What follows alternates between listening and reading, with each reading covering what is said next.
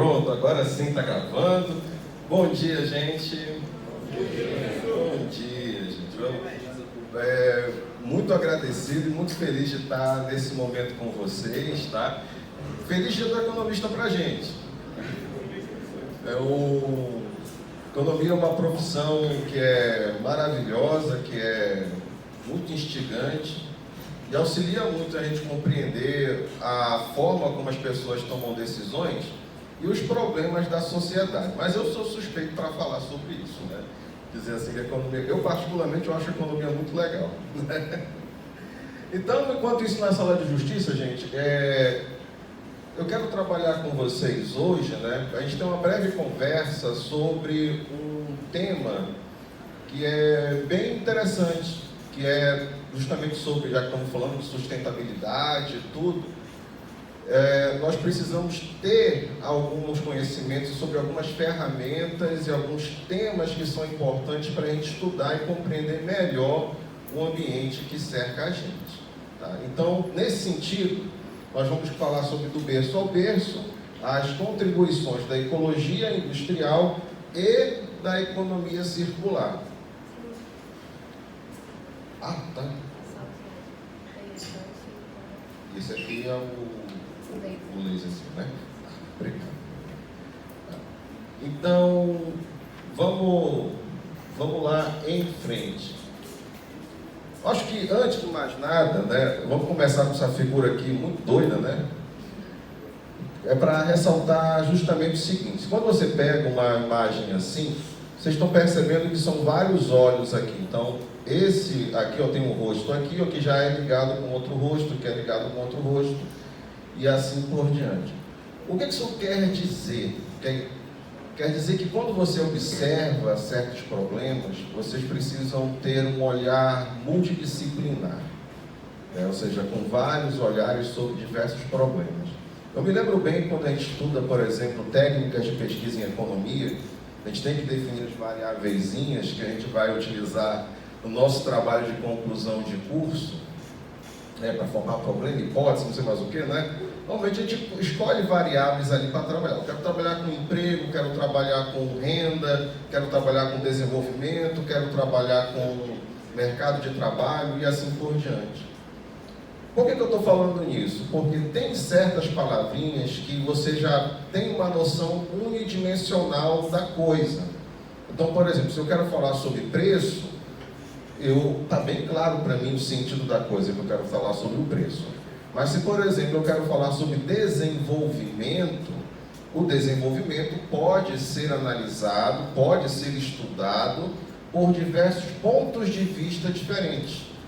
Por exemplo, se você coloca no seu trabalho que vai pesquisar sobre desenvolvimento sustentável, você tem que deixar bem claro se você vai querer trabalhar no aspecto econômico, no aspecto ambiental ou no aspecto social.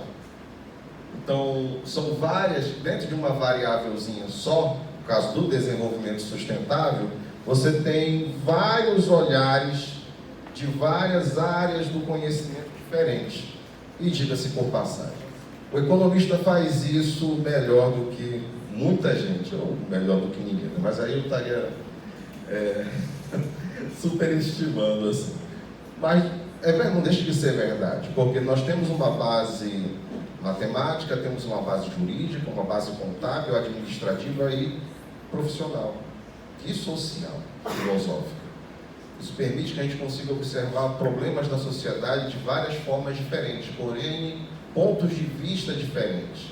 Isso é fundamental para que a gente consiga entender bem a forma como as pessoas vão tomando decisões e o que motivam elas a tomar essas decisões. É nesse sentido que a gente estuda sobre desenvolvimento sustentável e dentro da parte do desenvolvimento sustentável, particularmente a questão como a gente estuda o aspecto da economia, a gente pode desmembrar a análise em economia ambiental e economia ecológica.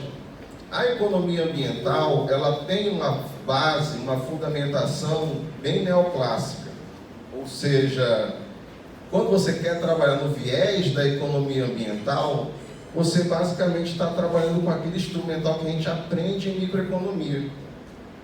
para definir escalas ótimas, definir pontos de equilíbrio, utilizar análise matemática, usar os limites, as derivadas, as integrais e os gráficos e assim por diante. Então vai naquele sentido. Quando você quer trabalhar, por exemplo, no âmbito da economia ecológica, aí nós utilizamos algumas outras técnicas. Porque a gente está pensando, por exemplo, na questão da entropia que é gerada ali enquanto nós estamos interagindo, enquanto nós estamos consumindo, na pegada ecológica e assim por diante. Vocês já ouviram falar desses termos, gente? Tá? Querem que eu reforce um pouquinho? Qualquer coisa eu estou aqui, é só me avisar. Tá? Tamo junto. Então pensem comigo aqui. Quando você, por exemplo, você está viajando, você tem um desgaste ambiental. Quando você está andando de carro, você vem para cá, sai de casa, vem para cá, você também gera um impacto ambiental, porque o ônibus que você está andando, ele vai gerando emissão de CO2. O avião também, se você consome, você está comprando roupas, está consumindo refrigerante, consumindo enlatados e assim por diante, está pegando um lanche, aí pega um x-salada ali na cantina, você está gerando um impacto ambiental. Então isso gera, tudo isso, tudo que a gente faz gera um impacto. A questão toda é que tem pessoas que têm modos de vida que trazem mais impactos do que outros. Por exemplo, aquela pessoa assim, eu estou tão... eu acordei hoje, estou tão entediado, acho que eu vou viajar para Miami. Rapaz, pegue meu carro. Tipo, esse tipo de pessoa é uma pessoa que consome muito, não é? Então, esse tipo de pessoa tem uma pegada ambiental maior do que das outras pessoas. Tá? Além disso, eu quero falar com vocês justamente assim. Vocês já estudaram microeconomia, teoria da firma, não é? Não, ainda não? Metade sim, metade não, né? Tá, mas já viram falar em função de produção? Sim. Né?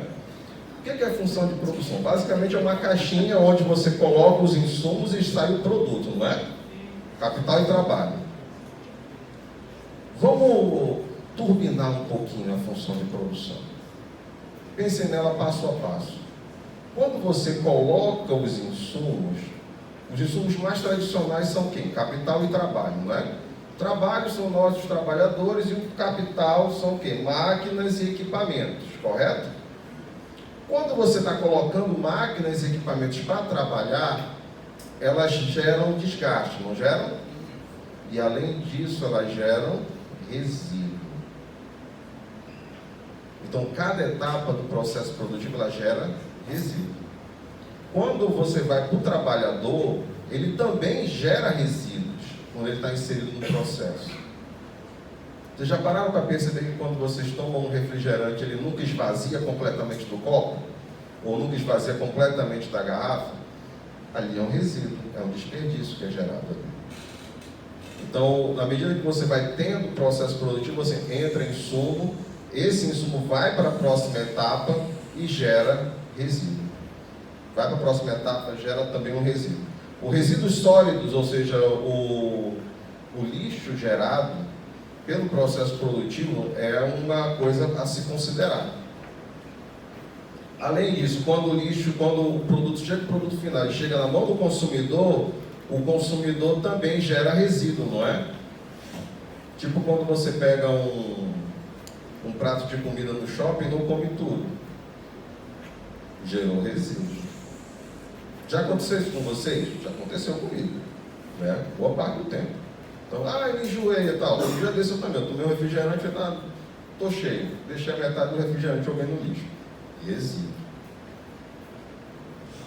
Então, particularmente nos processos produtivos, isso daí é um ponto importante de preocupação, porque esse lixo ele vai gerar impacto no meio ambiente.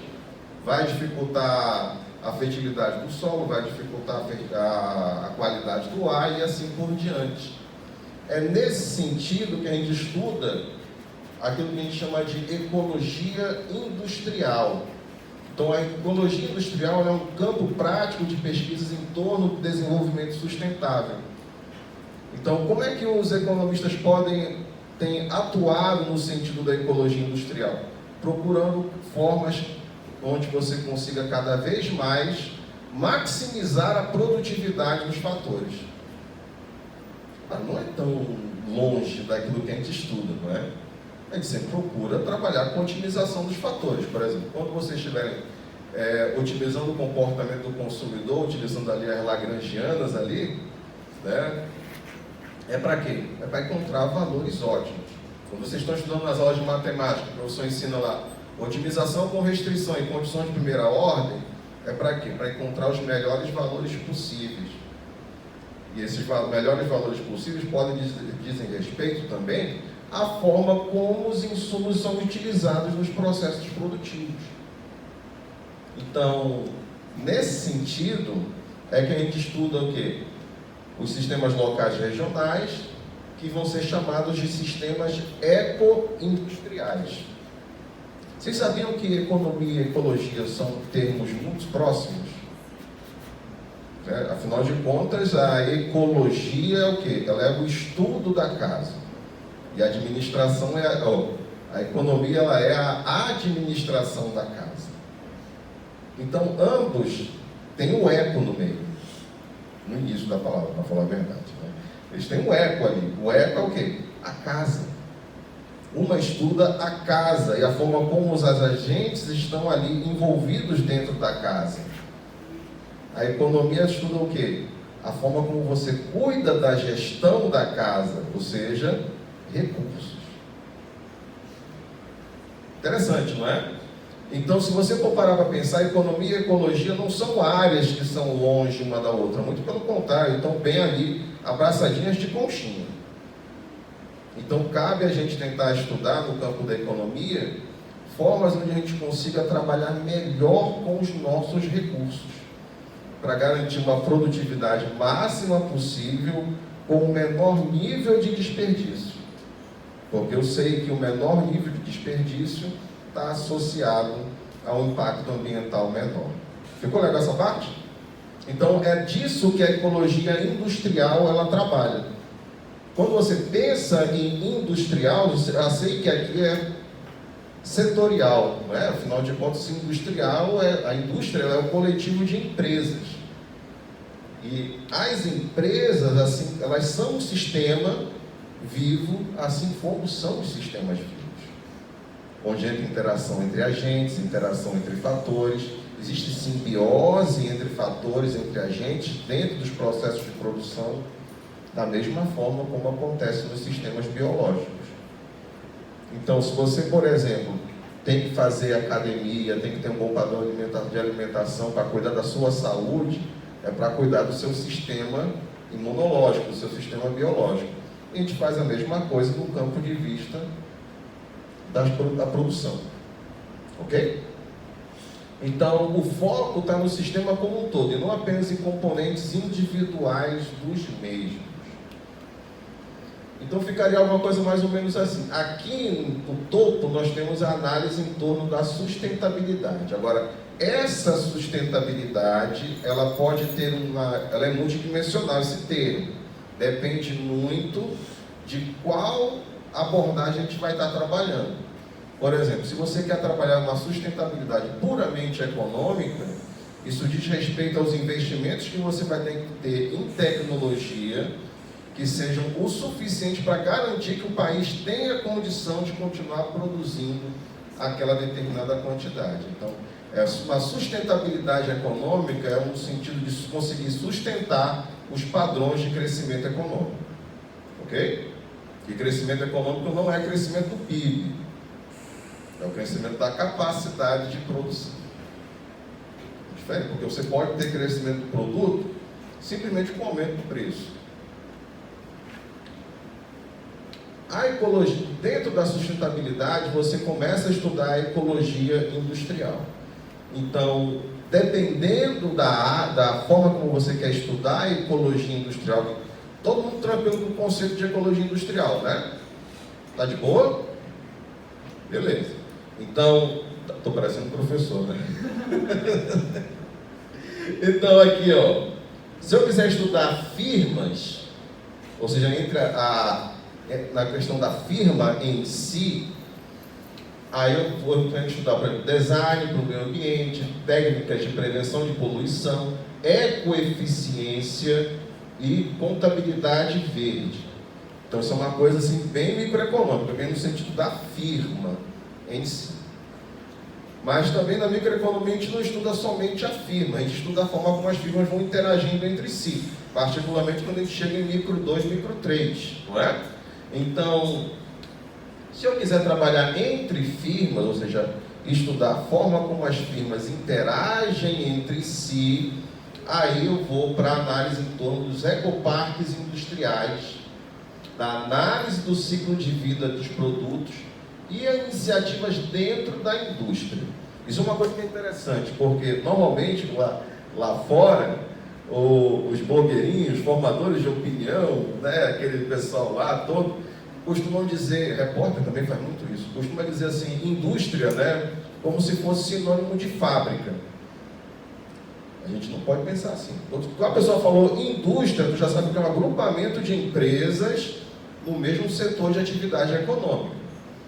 Então, indústria do entretenimento, você vai várias empresas da área do entretenimento, indústria alimentícia, várias empresas da área alimentícia. Então, se um economista falar indústria, você já está pensando na forma de interação entre firmas, ok? É por isso que ele ressalta aqui iniciativas da indústria ou estudos setoriais. E aí, se eu quiser trabalhar numa análise mais global, vou pensando nos orçamentos e ciclos, na análise dos fluxos de materiais, a desmaterialização e a descarbonização. Então, cada vez mais vocês vão observar empresas, setores que vão estar... nós estamos zerando os níveis de carbono, né? Ou seja, nós somos uma empresa de emissão zero. Cada vez mais a gente vai escutar sobre isso. Isso é porque é no âmbito regional ou global. Ficou legal essa parte? Então, onde é que entra, por exemplo, a economia circular? Ela está em maior e menor grau em todos esses itens aqui, dependendo da forma como vocês vão trabalhar. Particularmente para a gente, já que nós temos um polo industrial de Manaus, estudos, por exemplo, nessa parte aqui são muito interessantes. Particularmente na parte dos ecoparques industriais, por exemplo, as zonas de economia circular e assim por diante. Vou trazer alguns exemplos para vocês nesse sentido já. Então, vamos falar primeiro, já entendemos bem como é que funciona a ecologia industrial. Já entendemos bem um pouquinho das técnicas na ecologia industrial. Então, cabe a gente agora a falar um pouquinho da economia circular, que é uma coisa também que é bastante legal, que é importante para trabalhar os casos empíricos mais na frente. Vocês acharam interessante o termo de eu ter falado assim, do berço ao berço, né, o nome da apresentação, o título? Querem que eu explique um pouquinho por quê? O nome era do berço ao berço? Então, vamos pensar o seguinte. Lembra daquela analogia que eu fiz com vocês em relação ao processo produtivo ainda agora? Então, assim, o produto, vamos pensar assim. Você tem, para ter um produto, por exemplo, você tem matéria-prima. Eu me lembro uma vez o professor Cristóvão Buarque, ele coloca no livrinho dele de análise de projetos, livrinho muito bom, inclusive recomendo,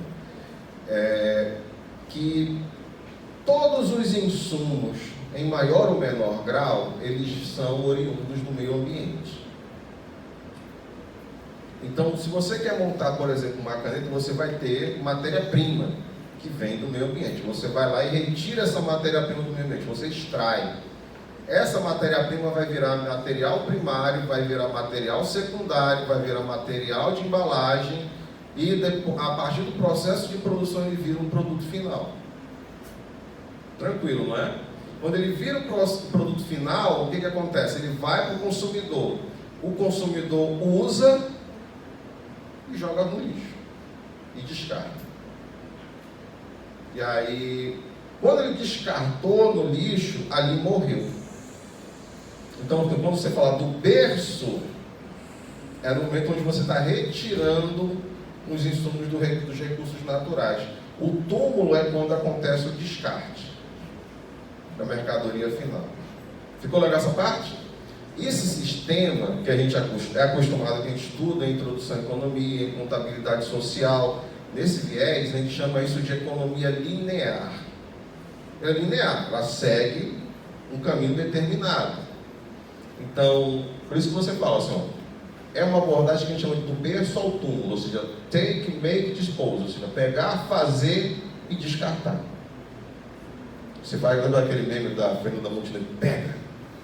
Aí pegou o material lá, o recurso, fez ali o produto, usou, jogou fora. Tem bens que são duráveis, não são? Tem bens de consumo que são duráveis, tipo uma caneta, uma camisa e tal, né? Eu tenho roupa ainda, por exemplo, no meu guarda-roupa, eu tenho camisa da época da graduação ainda, né? Cara, tu é preservando assim, né? Se eu usar, ela se evapora todinha assim, né? Só para dizer que tem. Mas tem gente que, tipo assim, usa a roupa uma vez e, não quero mais não, aí joga fora. Ou dá para outra pessoa, ou vende no brechó, e assim por diante. Quem tem videogame aí? Levanta. Vocês, quem tem videogame, assim, quando passa de uma geração para outra, você permanece com o seu videogame ou você vende para comprar uma nova geração? Uns vendem, uns guardam, não é? Mas jogar no lixo, você jogava? Eu não jogava, de jeito nenhum, né? Então tem gente que vai. Isso é uma coisa que é importante aqui, porque assim, reparem, quando você vende o seu videogame usado por outra pessoa, vai haver o quê? Um reuso. Ele está estendendo o tempo de vida útil daquele produto. Interessante, não é? É aí que entra o que a gente chama de abordagem do berço ao berço. Primeiro, pega o material dos recursos naturais. Parte fazer, ele vai para o processo de produção. Foi do processo de produção, ele não vai para o descarte, ele vai para o uso. Só que quando ele vai do uso, ele não vai direto para o descarte.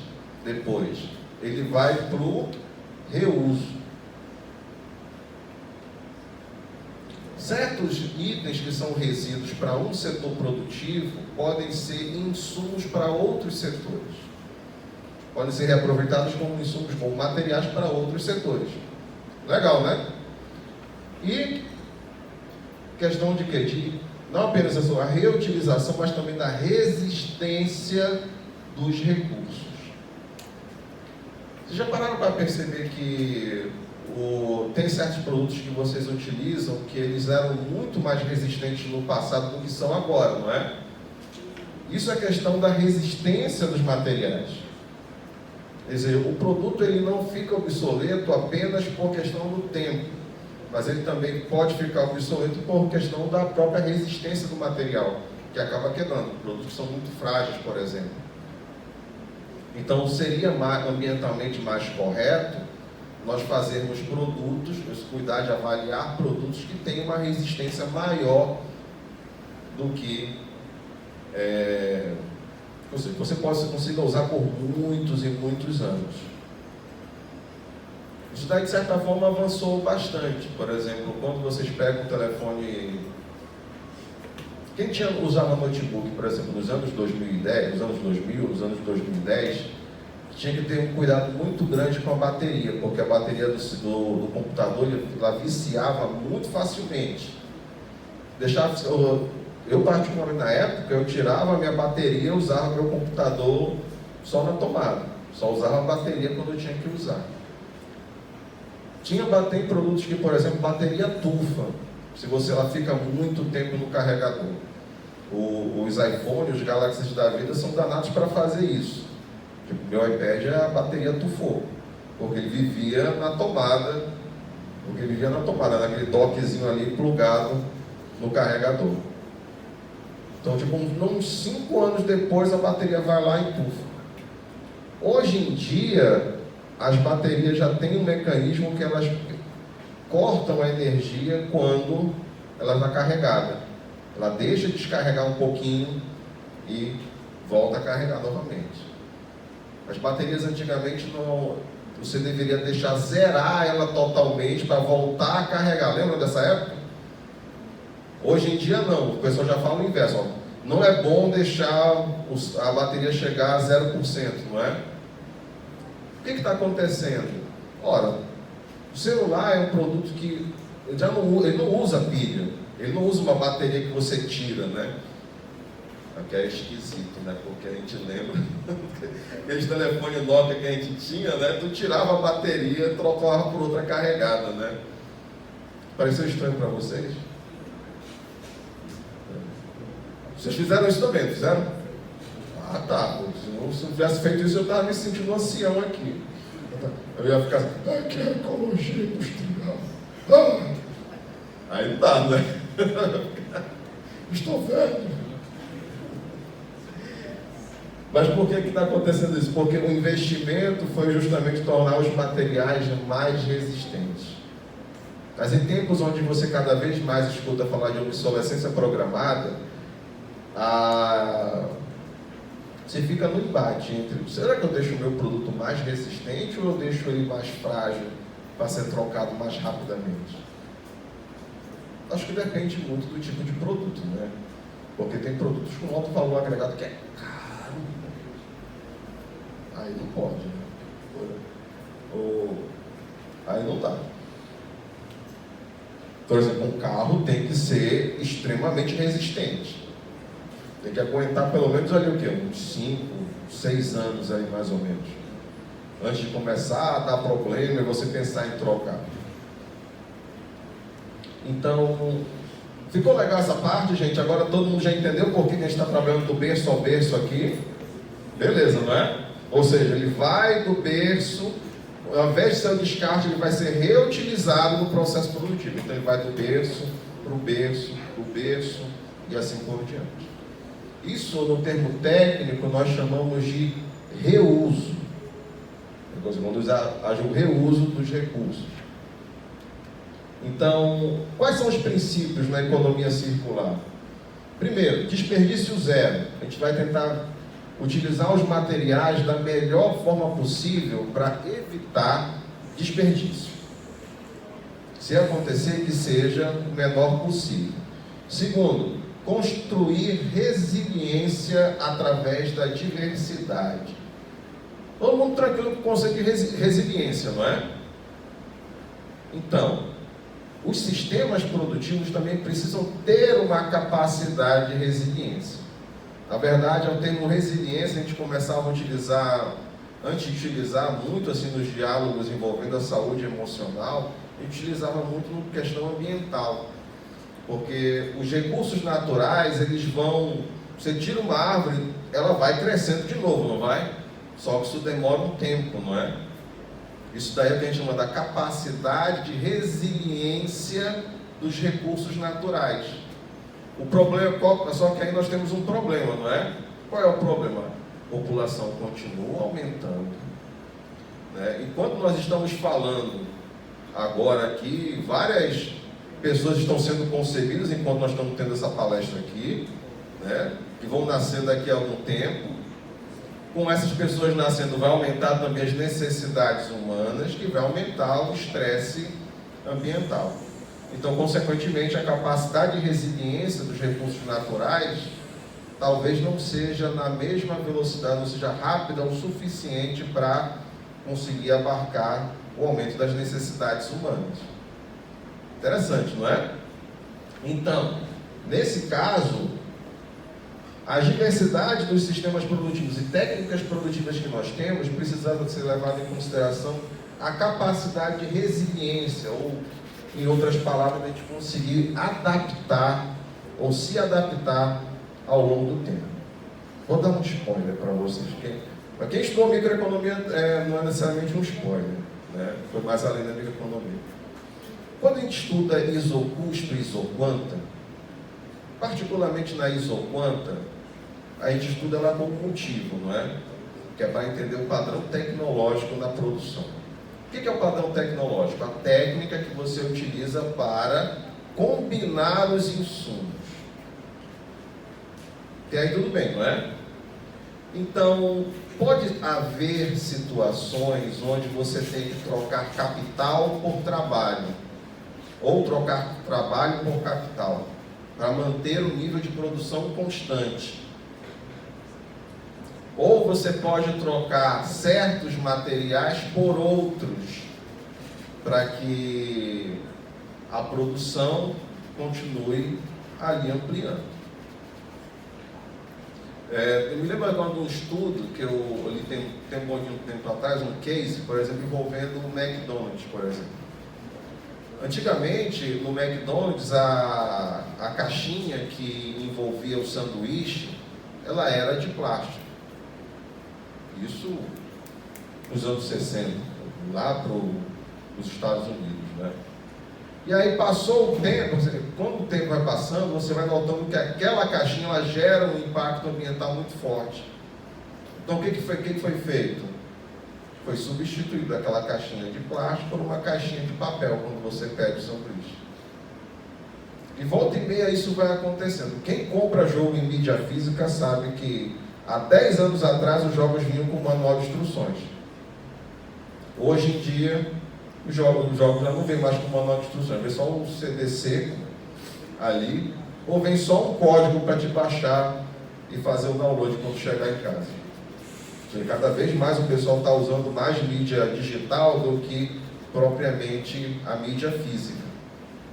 O que isso está acontecendo? Você está substituindo itens para, dentre outras coisas, minimizar o impacto ambiental. Aí você vai dizer, professor, mas o iPhone também agora não tem mais não usa mais a bateria, o carregador não vem mais por causa do impacto ambiental. Mentira, né? Dá para contar custo mesmo, viu? Porque quando você chega para comprar uma loja, você gostaria de fazer um plano especial que você ganha um carregador, vai pagar só um preço simbólico de R$3.000 a mais. Não, bicho.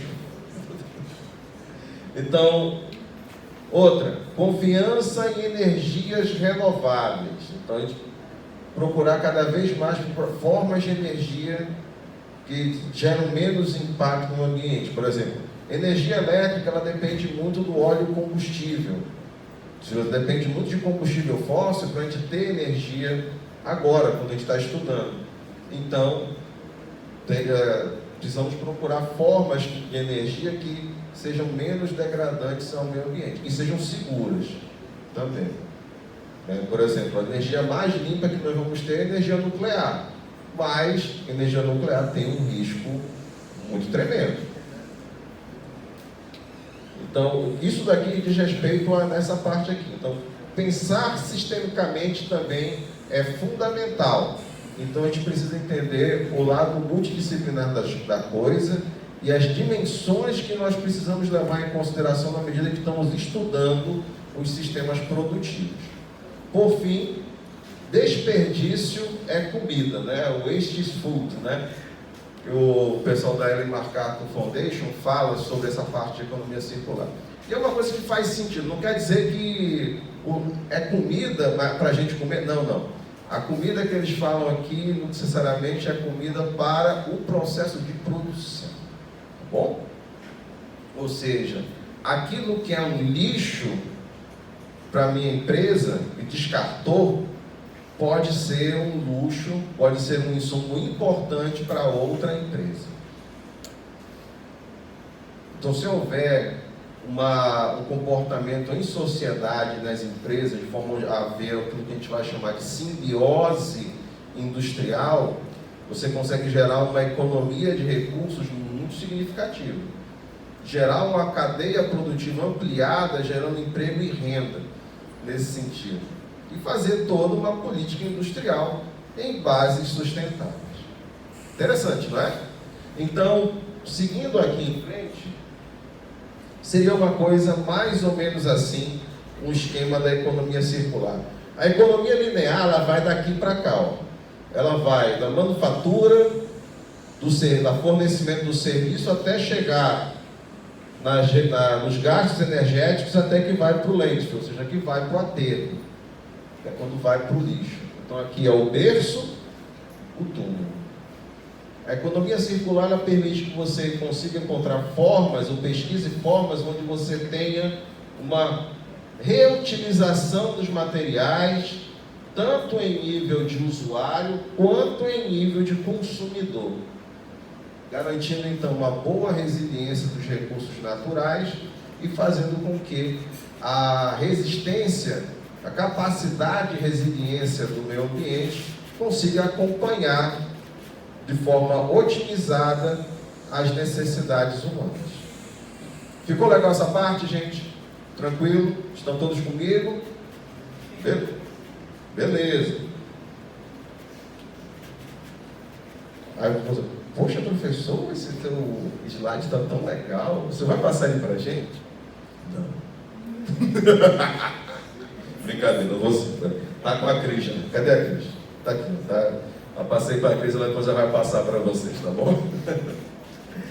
Enquanto isso, na sala de justiça, então, seguindo aos sistemas ecoindustriais, ele vai ser definido, então, por sistemas utilizando energia, aliados à equidade dos fluxos entre eles. Quando penso em fluxo, eu estou entrando em insumo, saindo produto, correto? Aqui, ele pode demonstrar o número de atores envolvidos no sistema eco-industrial e cria a possibilidade de intensificar as conexões e a cooperação entre os ecossistemas naturais e os ecossistemas industriais.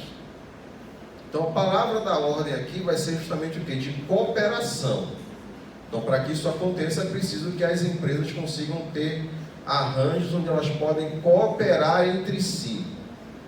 Aí vocês estão começando a pensar assim, será que isso dá para acontecer? É para continuar pensando, que a gente vai já falar sobre isso, tá bom?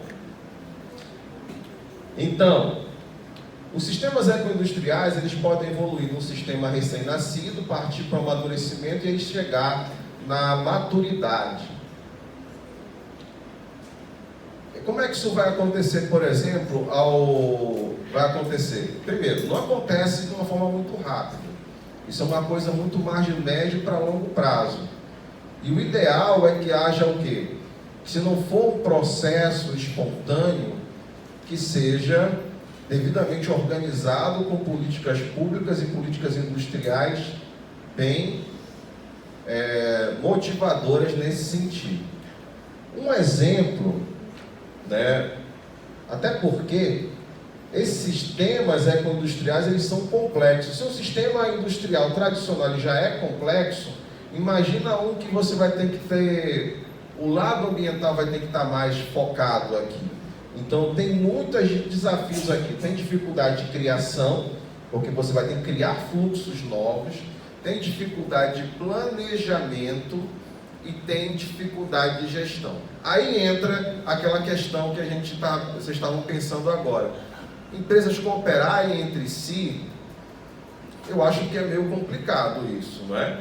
Afinal de contas, principalmente se elas pertencerem ao mesmo setor. Normalmente, quando elas trabalham no mesmo setor, normalmente as empresas tendem a ter comportamentos rivais e se proteger na casca umas em relação às outras, não é verdade?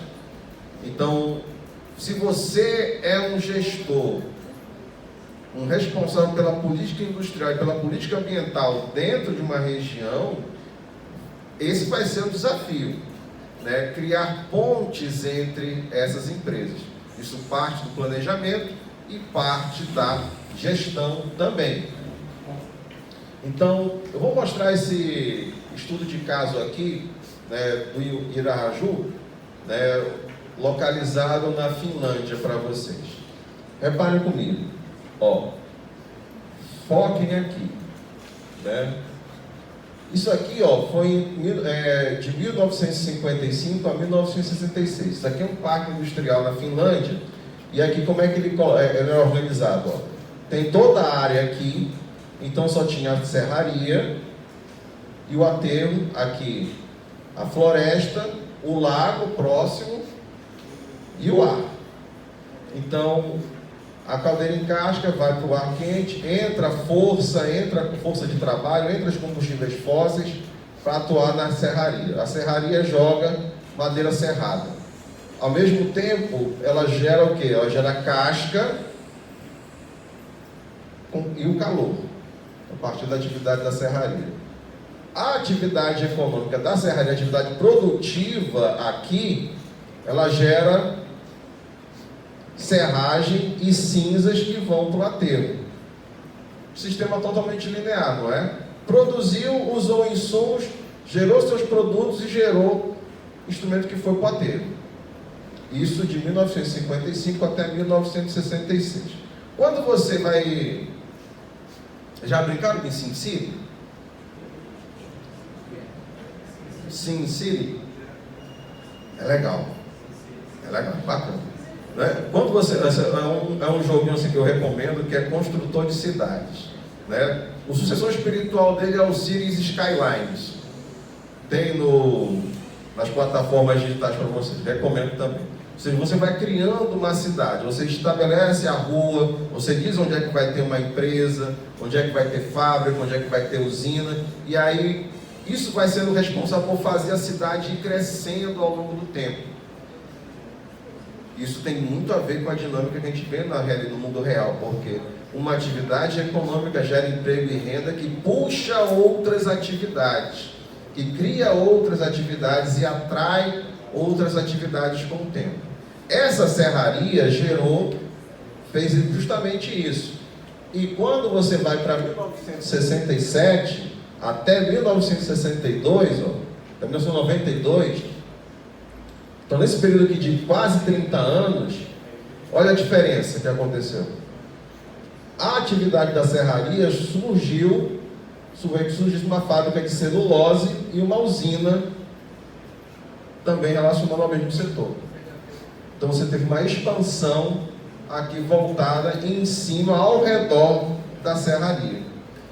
E aí as interações entre a serraria e essas empresas foi aumentando. E foi aumentando a geração de resíduos sólidos que foram para o aterro. De emissão de ar, emissão de água residual que vão para o lago, que volta. Então químicos para celulose, entrando os gases industriais. E o ecossistema fornecendo as toras para ser usada por todas as empresas. Ficou legal essa parte? Então viram aqui, não foi uma coisa imediata, foi uma coisa que em torno de 30 anos gerou tudo isso aqui, esses desdobramentos. Legal, não é? E se eu for mais na frente ainda? Reparem que ficou mais complexo ainda, porque esse fluxo aqui, reparem, só vinha a força e os combustíveis fósseis direto para a serraria. Agora, além disso, ela gera um fluxo de casca que vai ser mandado para a usina, que a usina manda de volta para a serraria, mandando força e mandando calor. Então o sistema vai se ficando cada vez mais sólido, vai ficando cada vez mais interdependente. Ficou legal? Então aqueles que a gente chama de linkages, né? Os links entre uma atividade e a outra, consequentemente, foram aumentando ao longo do tempo. Consequentemente, o desgaste ambiental também vai aumentar. E se você tiver iniciativas assim, eu digo, gera assim, uma simbiose industrial aqui, o impacto ambiental vai ficando cada vez menor. Ficou legal essa parte? De boa, né? Então, isso aqui que eu chamo tanto de simbiose industrial, vocês lembram das aulas de biologia, né? O que é simbiose? Né? Quando um ser, ele troca atividades com outro ser, em benefício próprio. Né? Então, da mesma forma, uma empresa pode também depender de outra empresa, uma indústria pode depender de outra indústria, fornecendo recursos uma para outra e ambas crescerem. Isso é o que a gente vai chamar de simbiose industrial. Então, uma rede de empresas independentes que trocam subprodutos e possivelmente parte de outros recursos que são comuns. Né? O professor Roderick, vocês tiveram aula com ele, né? Se não tiver, vão ter aula com ele. O professor Roderick, na dissertação de mestrado dele, ele procurou algumas coisas no sentido de ecoparques industriais, né, no polo industrial de Manaus. E ali teve um resultado bem interessante. Ele percebeu que as empresas do polo industrial de Manaus trocavam muito o quê? Água, papelão e pallets. Então, quer dizer, eram recursos assim, que são estritamente comuns para todas as empresas do polo industrial de Manaus. Então, é interessante, é um campo que você pode gerar trocas entre esses insumos, né? Então, assim, você pressupõe vantagem no aproveitamento de subprodutos enquanto a redução dos produtos residuais ou tratá-los de forma eficaz. É aí que entra a questão do ecoparque industrial como um exemplo para a gente conseguir aplicar tanto a simbiose industrial quanto também a própria ecologia, a própria princípios de economia circular. Então, o que é um ecoparque industrial, gente? Ele é uma comunidade de empresas fornecedoras de bens e serviços em uma determinada propriedade. Então, você vai ter um conjunto de empresas que vão atuar em comunidade entre si, compartilhando recursos e ampliando a sua capacidade de produção a partir disso. Eles melhoram, então, a performance econômica. O que quer dizer melhorar a performance econômica? Eles conseguem tomar decisões agora de uma forma melhor do que tomavam antes. Se você consegue, digamos assim, quando você tem que tomar uma decisão, essas decisões, isso fica mais claro para você, então quer dizer que melhorou o teu ambiente econômico. Você consegue tomar melhores decisões. Social, consegue garantir aqui melhor nível de emprego, melhor nível de renda, melhor nível de qualidade de vida, melhor interação entre as pessoas. Ambiental, melhor qualidade na água, melhor qualidade no ar, sem poluição sonora, melhor qualidade de vida e recursos que vão ficar disponíveis para os seus filhos e netos. Tudo isso colaborando com melhor gestão ambiental de recursos. É a forma prática da gente conseguir aplicar a simbiose industrial. Então, o grande objetivo da coisa aqui é a gente melhorar a atividade econômica enquanto minimiza os impactos ambientais. Ficou legal essa parte? Tranquilo, né? Beleza.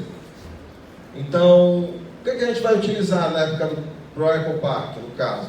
Energia, água, tecnologia da informação, pesquisa e monitoramento ambiental, transportes, logística e reciclagem. Então, essas categorias podem vir a ser, em maior ou em menor grau, compartilhada entre as empresas dentro de um parque industrial. Reparem que no momento onde existe um arranjo cooperativo entre as empresas, o impacto ambiental é menor e isso também vai promover uma redução de custo entre as empresas que estão ali dentro dessa indústria. Interessante, não é? Então, existem benefícios muito grandes para a indústria, por exemplo, redução de custos, eficiência energética, eficiência do meio ambiente, como redução da poluição do desperdício e também para a sociedade, porque garante desenvolvimento socioeconômico. Então, garante uma melhoria na qualidade de vida de uma forma geral, assim como também novas oportunidades para emprego também. Então, de que forma agora a gente pode trabalhar com a criação de um ecoparque industrial? O caminho é longo, até porque existem diversos problemas aqui. Existem problemas de tecnologia de produção, não necessariamente os recursos que são comumente utilizados conseguem ser reutilizados por outras empresas. O recurso de uma empresa não necessariamente consegue ser reutilizado por outra de uma forma ótima. Talvez não exista tecnologia suficiente para garantir isso. Uma outra coisa também, ecoparque industrial tem que ser um instrumento de política pública. Então, às vezes, políticas públicas são descontinuadas na medida em que se troca o gestor. Isso também é um risco. Um outro, empresas costumam atuar no regime de mais rivalidade do que necessariamente de cooperação. Então, pode ser que empresas não necessariamente queiram trabalhar em comunidade. Isso também dificulta a dinâmica da coisa. Então, tem muitos desafios. Então, como é que eu conseguiria passar por todos esses desafios? Ora, teria que ter uma maior integração com os recursos naturais, redução dos impactos ambientais, integrar com aspectos ideológicos, geológicos e sistêmicos, sistemas energéticos que sejam eficientes, além do fluxo de materiais e gestão do desperdício. Então, seria necessário você quantificar os fluxos de materiais entre as empresas para conseguir ter uma noção mais exata da sustentabilidade técnica de um ecoparque industrial nesse momento. Além disso, tem que também ter um design de fluxos para conservar os recursos hídricos. Tem que ter uma gestão efetiva, ou seja, com instrumentos de gestão bem definidos e com suporte e feedback. Construção e reabilitação, ou seja, seguir tecnologias ambientais, como, por exemplo, o reciclo, o reuso, a análise do ciclo de vida. Né? Já ouviram falar em análise de ciclo de vida? Querem que eu comente um pouquinho? Olha, análise de ciclo de vida. O ciclo de vida está claro para a gente quando estuda nas aulas de ciência, não é? Aquele que entra desde o nascimento até nasce, cresce, reproduz e morre, não é? Basicamente. O ciclo de vida do produto é justamente para você analisar os impactos ambientais gerados desde a criação do produto até o final. Por exemplo, uma latinha de refrigerante eu posso dizer o quanto que ela gasta de terra, o quanto que ela gasta de água, o quanto que ela gasta de energia e assim por diante. Então, conhecer a análise do ciclo de vida dos produtos é importante para eu saber o impacto ambiental deles nesse momento. Ficou legal essa parte? Peraí. Então, água, então quer dizer que para eu craftar uma latinha de refrigerante, eu não devo usar só o metal para fazer? Não, você que também gasta água no meio. Afinal de contas, você vai ter ali fluxo de água que está acontecendo na empresa ou na indústria enquanto está sendo confeccionado o produto. Está sendo utilizado terra, está sendo utilizado madeira, direta e indiretamente. Então, a análise de ciclo de vida te auxilia a captar essas coisas. Ok? E além da integração com as comunidades, ou seja, promover benefícios econômicos e sociais via investimento em capital humano, em educação, potencial transformador da educação e do planejamento urbano, já que a área precisa estar devidamente preparada para que se tenha um ambiente propício para essa simbiose industrial. Então, entendido? Ficou legal o conceito de ecoparque, gente? Vocês já conseguem imaginar direitinho como é que o ecoparque está funcionando ali, bacana? Então,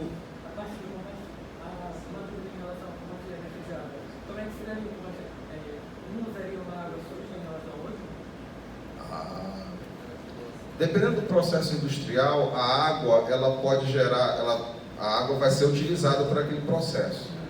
Esse fluxo de água aqui, ele pode ser retratado, passar por um tratamento e ser utilizado por outra empresa. Então, se você tiver um sistema hidráulico que consiga garantir esse fluxo entre as empresas dentro daquela área, por isso que o planejamento urbano é fundamental. Aí você consegue gerar um fluxo de água que se retroalimenta e que vai se purificando e pode ser reutilizado. Ele não vai conseguir ser utilizado ad eternum, né?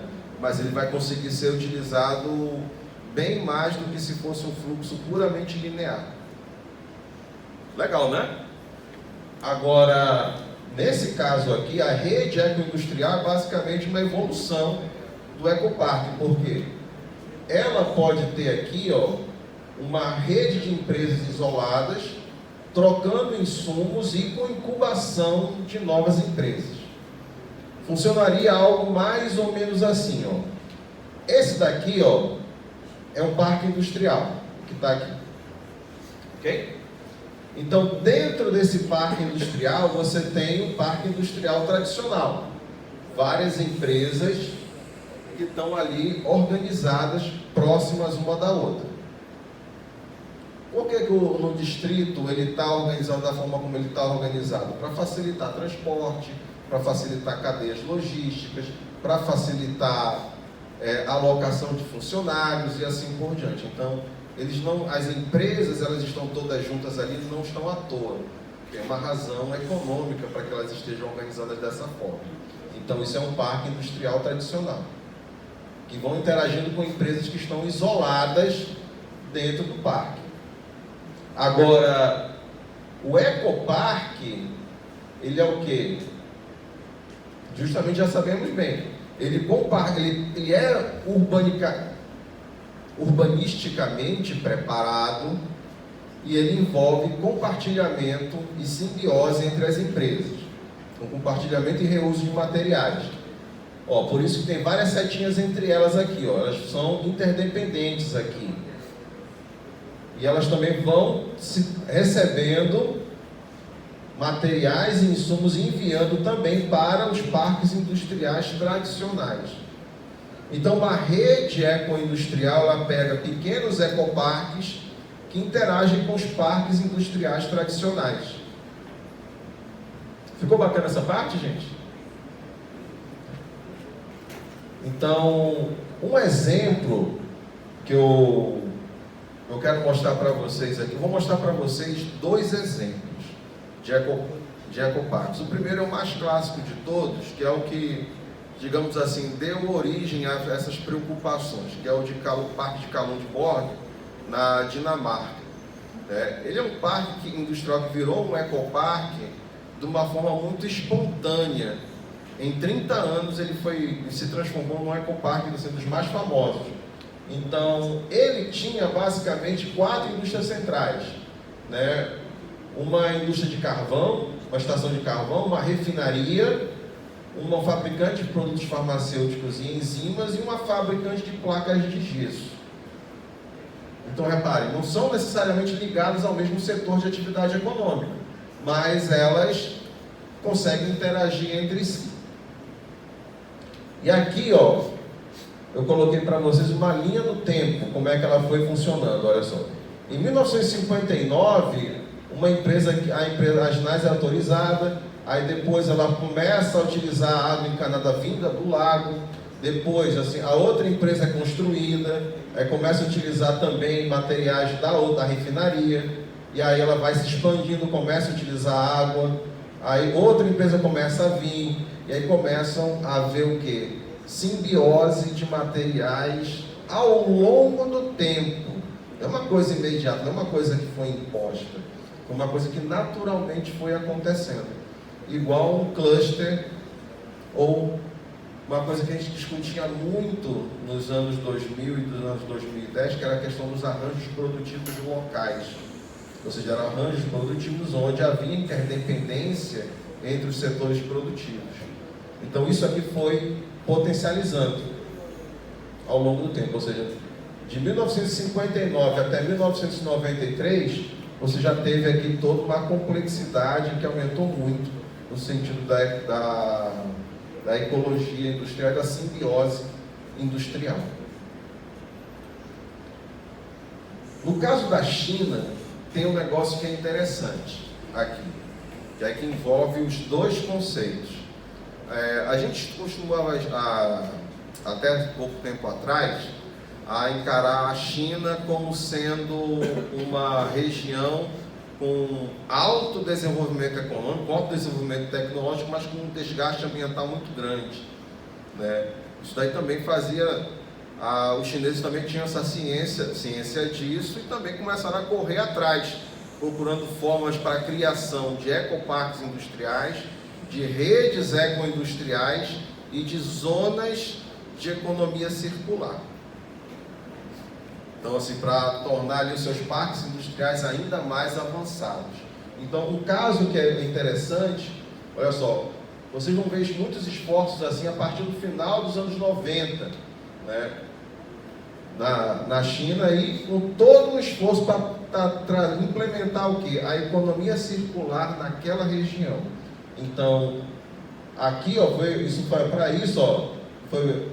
foi promovido essa iniciativa pela Agência de Proteção Ambiental Chinesa aqui. E aí foi criado 2 programas governamentais. Ó.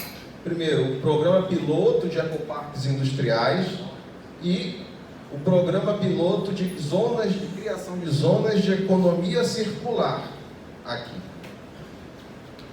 Então, baseado nesses 2 programas, 60 parques industriais receberam autorização para se transformarem em ecoparques.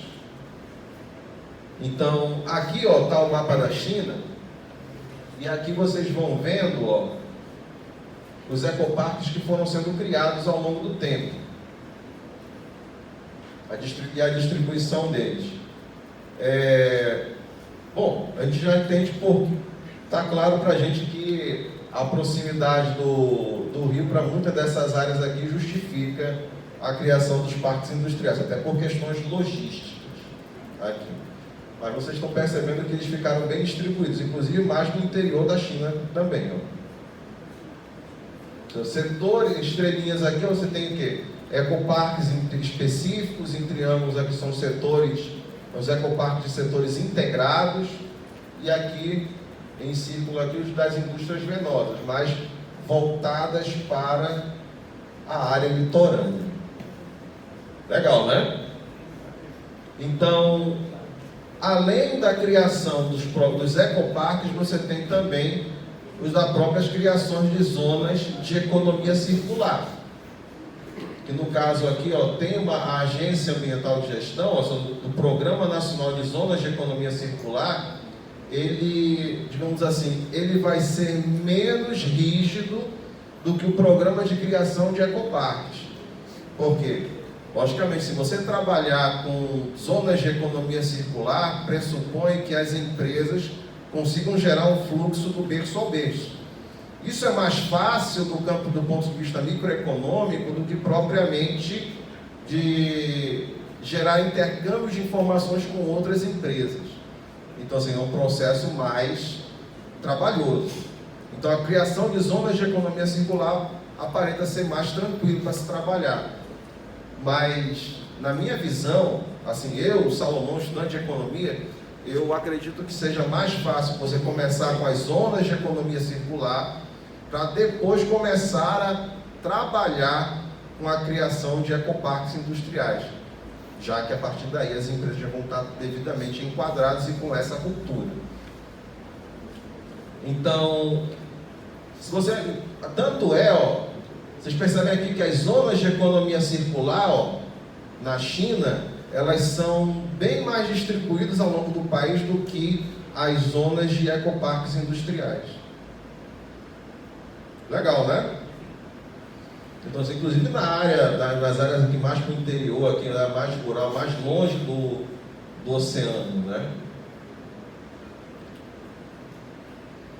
Um caso também que é interessante, se a gente pensa assim, pô, a interação entre as empresas é uma coisa que é difícil.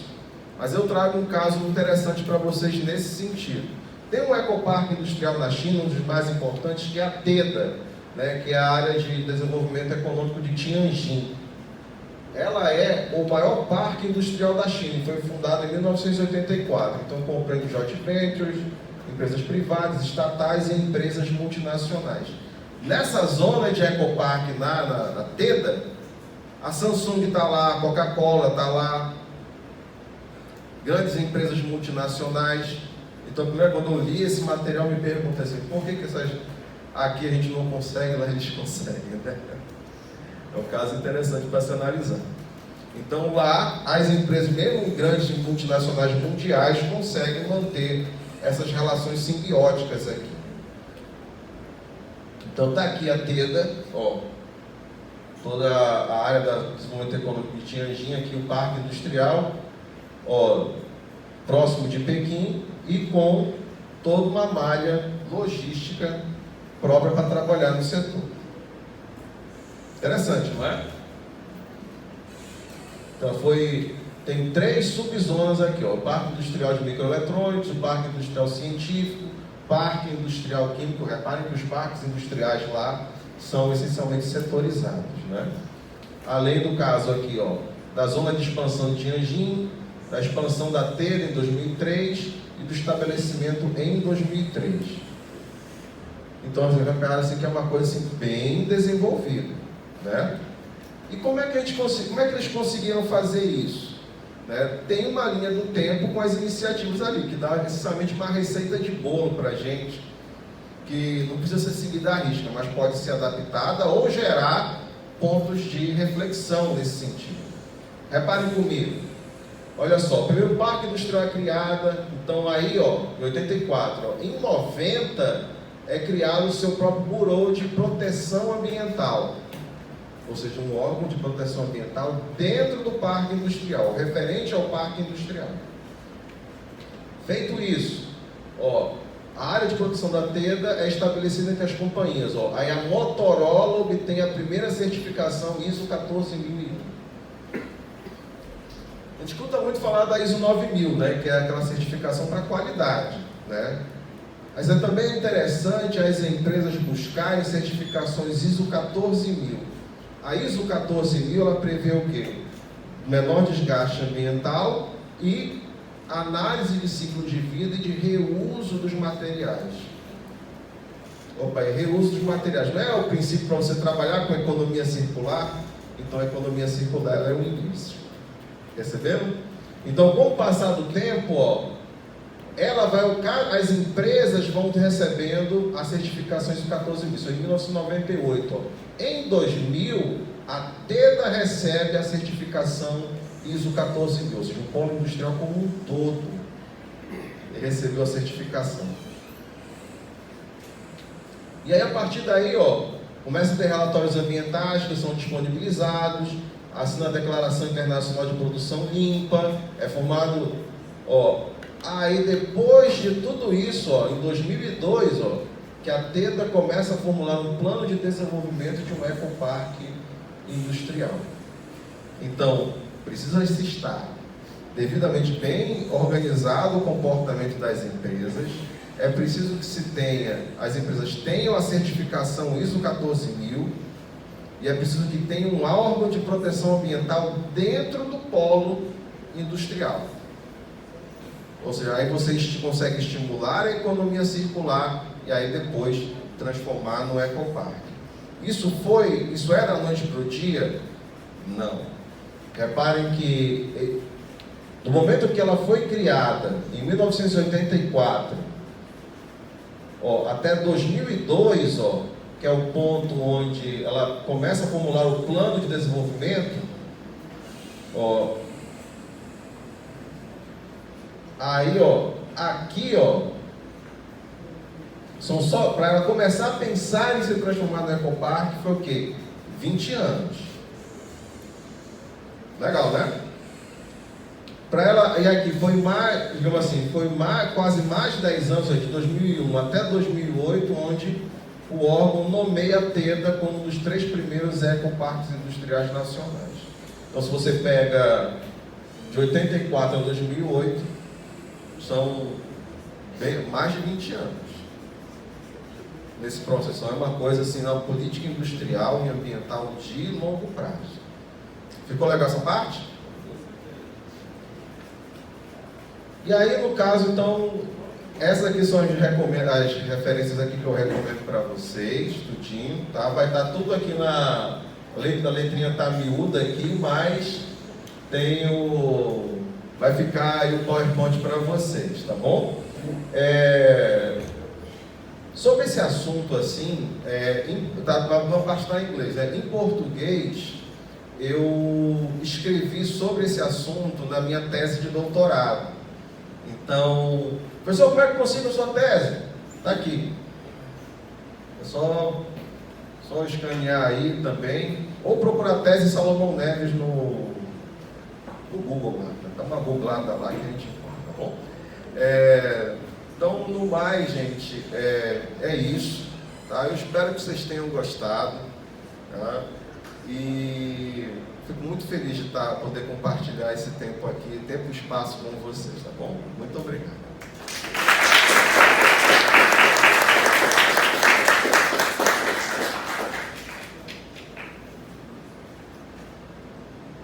É isso, gente. Tem alguma dúvida?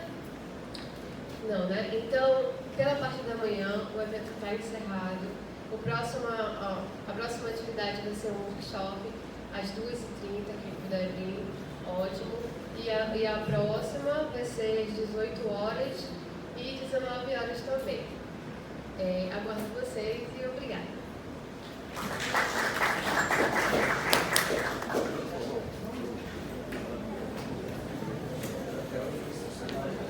Bater uma foto não aqui com o palestrante? Bora. Ei pessoal, uma foto aí. Uma foto aqui pessoal.